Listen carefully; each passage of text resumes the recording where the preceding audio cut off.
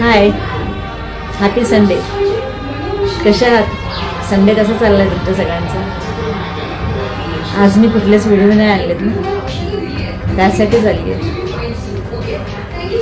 आणि संडेला नेहमी आपल्या मनासारखं किचनमध्ये पदार्थ बनवायचं पण मन नाही होत आहे ना, कंटाळा येतो, आळस येतो, उशिरा किचनमध्ये येतो आपण. अशा वेळेस ना हलकं फुलकं करून काहीतरी खायचं.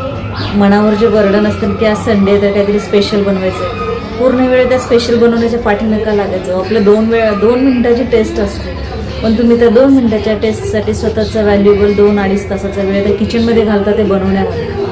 त्यापेक्षा तुमची टेस्ट थोडीशी कमी करा. हलकं फुलकं इडली हे ते सगळं काय असं मागून खाता आलं तरी खात जा, पण संडेचा सकाळ थोडा रिलॅक्स टाईम करत जा.